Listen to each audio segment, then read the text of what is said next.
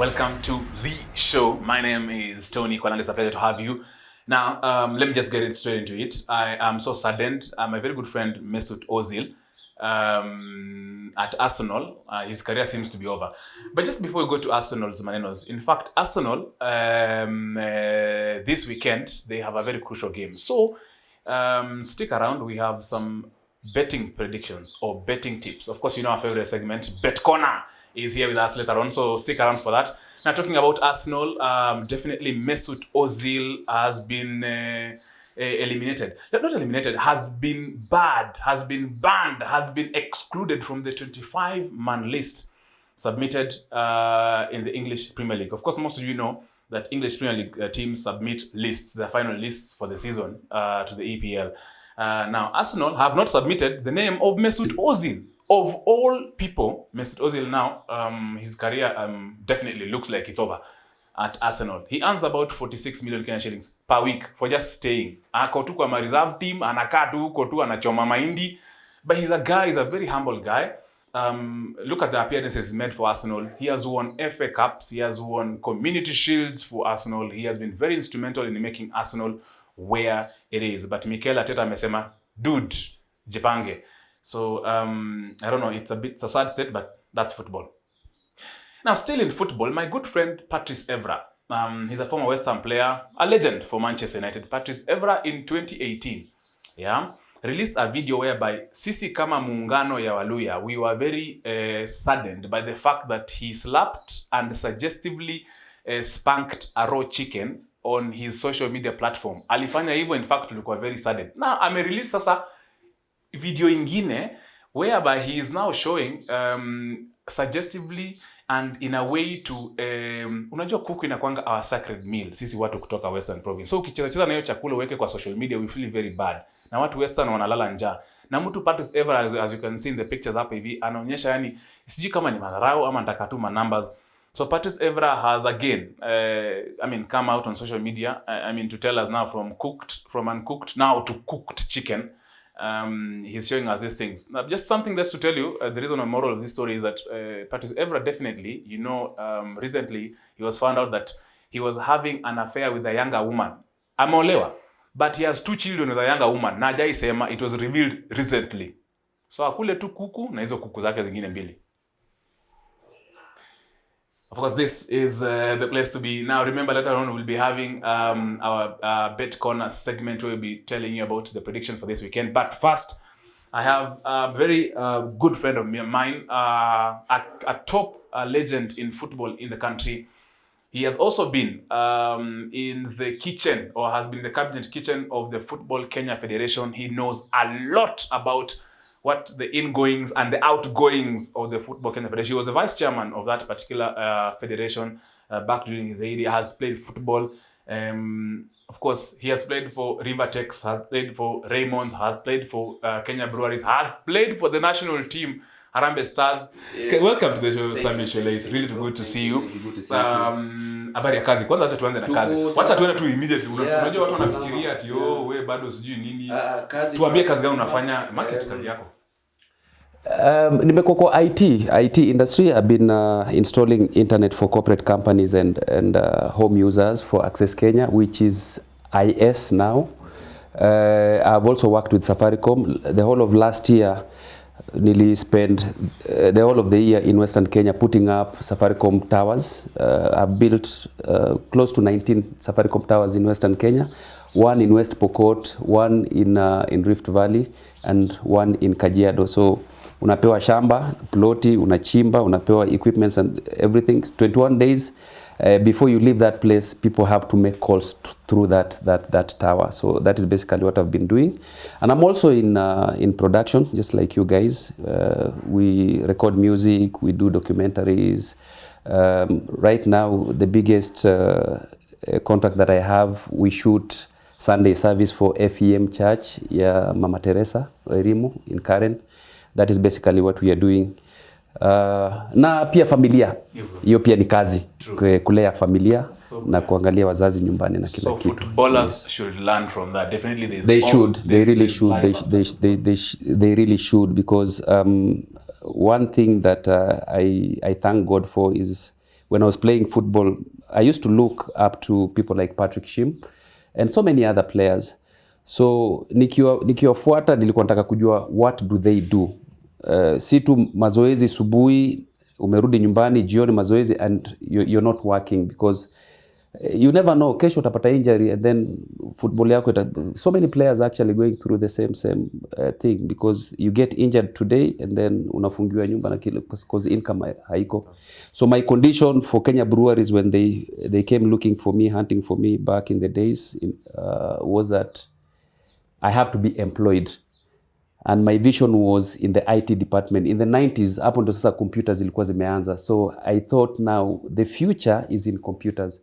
And I thank God, I mean, it has placed me where I am today. Very true. So huyu ule jamaa anasikizanga calls zenyu and anatengeneza matawas. Sammy, Sholei. Sammy, of course, you've seen, that's on a lighter note, asikizangi calls zenyu. The current president has come in. What ulikuwa kwa hii race? Mbona ulijitoa? Sammy, tuambie tu kweli. Ni nini uliona yenye hatukuona? Kwalanda, football inapendwa na watu wengi sana dunia mzima, and you know, ukiangalia wale watu wana follow football kwa dunia mzima, wengi wanatoka around the slum areas. Utasema ni low class na middle class. Hawa dosi labda mara moja tu siku zile president amekuja kwa stadium ndio tunaona kina Ruto wamekuja hapo, nani wamekuja hapo, but it is not their thing. Their thing is in Muthaiga na Karen Golf Club huko, unaona. This is a game for the poor, and where the poor are, you know, there's usually a big following magnitude. Unajua watu wakitaka kwenda kuona ball wanadaga kama wote mtaa mzima, unaona. So I always relate that to elections and anything that connects to football. Kitu yote linalofanya football, you expect that kutakuwa na following kubwa na watu wengi watakuja hapo. Ikiwa ni elections, watu lazima watakuja wengi, kila mtu anataka kuwa hapo aende akasaidie mpira, unaona. But in this case unapata, unajua structure ya saizi imewekwa, you know, strategically and you know cleverly to basically shut those people that wanafaa kuwa ndio wao wana run football Kenya hii. And this has always been happening because of greed. Kila mtu amekuja kwa football. Nick Mwendwa, nitamtaja tu jina, we are not going to fight. Nick Mwendwa comes from the slums. Unajua amekulia Kariobangi huko. And when he came into football, personally I knew that this is it. Yeah. Because Nyamwea was a politician. Wale kina Sammy Obingo walikuwa pia wanataka my interest zao. Ukiangalia MPs wale wako hapo, so many of them went through football to go into politics. So when my brother Nick came on board, then I had been suspended for 6 years. I didn't have, unajua, your license ya kwenda kupigana na wao. So nikajua this is it. But I think labda ni wale watu wako karibu na yeye wanasemanga wale watu wanatembea na Kwalanda labda ndio wanaharibu Kwalanda or something. He has actually failed us. I mean to fail. Yeah, we were expecting a lot from him. I mean to fail. Nick has failed us. Like what major thing has he failed us on? Exactly. What major thing that you think? We have not grown from where Nyamwea left from. In fact, when Nyamwea was there, and he was the worst, yeah, according to people's opinions out there. But ungeangalia following ile Nyamwea alikuwa naye, actually following ya football enzi ya Nyamwea ilikuwa juu sana. Football was popular. I don't know, was it because Nyamwea was slapping people with a lot of suspensions and mabarua na nini? Because football was very popular. Unajua, and then kuna kitu pia presentation pia, unajua, matters a lot. When you present yourself before the cameras, you're talking to the world out there. Unajua, ukienda mpaka Kitale unasikia watu wanasema ule jamaa Nyamwea anapiga kelele, Sholei pia anapiga kelele, wewe ule mtu wa kelele. The way we carry ourselves. But that aside, administratively, what have we done? Unaona? Kama tulikuwa tunasema youth centers zitakuwa, have we built youth centers? None. Mpira inachezwa wapi? Inachezwa Nairobi peke yake? I think so. Huko mashinani nimekuwa juzi West Pokot huko hakuna mpira, kila mtu analia. Ukiangalia following ya supporters wa mpira, wale wanafaa kukuja kuwa waweke pikipiki zao kando wakuja watch ball, siku hizi hakuna. Unaona? So administratively na pia strategically kifootball ametuangusha. Na history umesikia kwamba tumetoka COVID time, watu wameumia. COVID imetuumiza sana. Saa hii amesema kwamba kuna bet king I think it's a faceless sponsor, we're not sure about it. Okay, kina Star Times wamekuja. There's a lot of things coming up. There's that inaitwaga mvutano kati ya KPL na FKF. The contract's supposed to end, some teams are supposed to sign, others not signing. I mean, in your opinion, how should you handle this? I mean, if you're advising. Watu wanafaa kuwa pamoja Kwalanda. Let me tell you, don't go in there alafu kuwewe ndio unapiga kifua. You want to run everything. Unaona? Hata matatu kuwaga na makanga. So if KPL is a makanga for that matatu, FKF matatu, so be it. Because at the end of the day, people are expecting results. Watu wanataka kuona boli imechezwa. KPL wamefanya vizuri sana. Wamefanya vizuri sana. Sponsorship ile walikuwa naye kutoka South Africa walifanya vizuri sana. We used to have the best league, Premier League within Africa. Unajua tulikuwa among the best. So saizi it is because of greed. So ukinyang'anya FKF Premier League unawanyang'anya because now unataka kutumia Premier League kupata sponsorship, which is okay. Na hizo sponsorship ukipata na hiyo umesema Bet King inatusaidiaje? Unaona? Inasaidia ule jamaa wa chini aje, inasaidia kijana wa mashinani aje, inasaidia zile games za mtaani aje. Unaona? Bet King italeta domo, alafu zitaisha tu hapo FKF sijui ilifanywa nini kila mtu. It is greed. Kila mtu anataka kujijenga, wamejijenga kwao. If we go back tuseme Kwalanda, account yako kabla hujaingia FKF, account yako ilikuwa ina operate. We can get details of your account for so many years going back. And then immediately you came into FKF, we can basically also tell what has been happening. Unaona? So sisemi mtu anaiba. Hata mimi ukiangalia account yangu utaona tu iko consistent. Labda siku moja nimeangukia Kwalanda amenitumia 2,000,000 hapo kidogo ama 200,000. Unaona? Lakini all of a sudden unaona huyu jamaa wakati alikuwa hapa yeye alikuwa na range kwa 200,000 alafu all of a sudden ameenda 1 million. Then it tells you that hizi corporate companies zote zinakuja into football, zinakuja kushibisha wale watu wako kwa federation and people around them. It is a shame. Hata hiyo Bet King mi ukiniambia wanakuja a little bit of that amount, nafikiri ndaiweka kwa Kandanda House. History ya Kimanzi. Me I was surprised. Soon after the election, Kimanzi ametoka. Alafu anatuambia in mutual consent. The following day, then we have a new coach. What is going on? In fact, I read that letter from the SG. Pale chini, closing remarks ilikuwa very funny. Sijui ilikuwa inasema nini? Ilikuwa inasema yani hii statement vile imeishia hapa, no more questions. Yeah, no more questions. Exactly, yes, I know more that. Questions. Yeah, why should you say that? Yeah, don't ask him. Why don't you? Yes. The press briefing will not have any other thing to discuss. Yes. Be open. Why do you do that? Why don't you leave it open for Kwalanda to come and ask you questions? Because Kimanzi is a big coach in this country. Yes. Zedeke Otieno is another big coach in this country. Na technical bench yao. So the story is short. Jamaa pesa hawapewi. Unajua watu wamekuwa frustrated just because you are in the FKF payroll. Then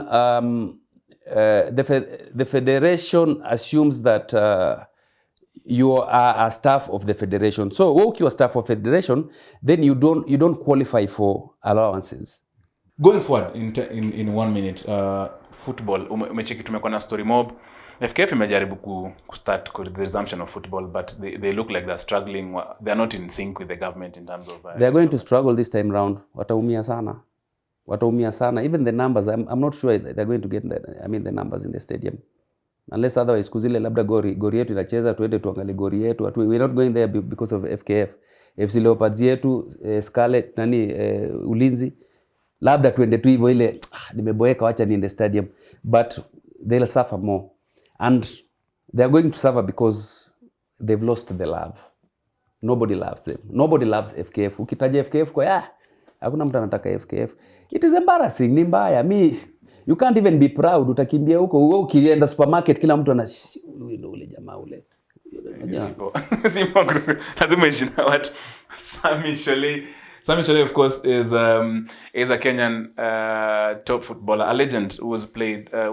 By the time will retire 1997. Yes, 1997-98, and has played football. Has given back to football. Alienda kwa maofisi, nyinyi mkampiga vita. Sasa hivi mnataka kwanza kumwambia arudi kwa football, yani si nyinyi msimame venye amesema.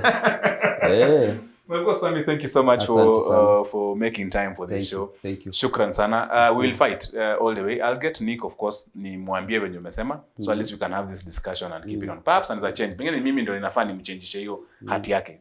No, kitu moja ndasema tu, najua nakukata ya mwisho tu. Nick ni jamaa mzuri sana, na safi sana. He's a very good guy. Jamaa poa sana, very smart. IT, kieka vichwa watu wawili. Brilliant. Arudi tu chini. I mean, we are giving him that time. Hakuna mtu ataanza kusema au kushindwa na nini. Government imeshinda. Tulienda hata kura mara 2 na ODM na nini na Jubilee, na ikakuwa hivyo. Ashashinda, tumekubali. Nick, wewe ndio president wetu wa mpira, but rudi chini. Unajua, rudi tu chini. Consult pia. Talk to us. We are not interested in earning allowances from the money that you get from the nani. Just talk to us. But Nick, tutakusupport. Wewe ndio umechaguliwa president. Rudi tu chini, turudisha watu stadium. Yeah, talk to Kwalanda kitaka interview. Go, I mean, chukua. Pigiane masimu. Uko na shida gani? Sawa, nini. Utakuwa tu sawa. But otherwise tunangojea tuone hiyo 15 years itakuwaje. Yeah, I know. Of course, Nick Mwende is still remains the president of Football Kenya Federation. We'll support you, Nick, by the way, because every leader is chosen by God, so to support too, but people to support kwa kazi yetu. Yeah, of course, as Sammy has said, thank you so much, Sammy, for making time. This, of course, is the place to be. Now, just before we go, we have our favorite segment, Bet Corner. This is where we give you predictions. There's a big game coming up. Watu wa Chelsea. Now, these Zebras, recently, of course, in the past week, mnakumbuka hizi mazebras zilienda Paris, France. Tukajua wanaenda kulimwa na PSG. Lakini walingara vizuri. By the Congole to Manu. Manu, you played very well. You played good football. Sasa hivi mnakaa kama sasa mataiga. Now, I hope you'll be a tiger when you are playing against Chelsea this weekend. Of course, take a look at some of the predictions we have for you. But that was nafanya. Last week ilifanya. Watu walipiga simu wakasema, Tony madhe, so tumienge zika. Sasa ndio hii. Kula kwa macho, but choose wisely.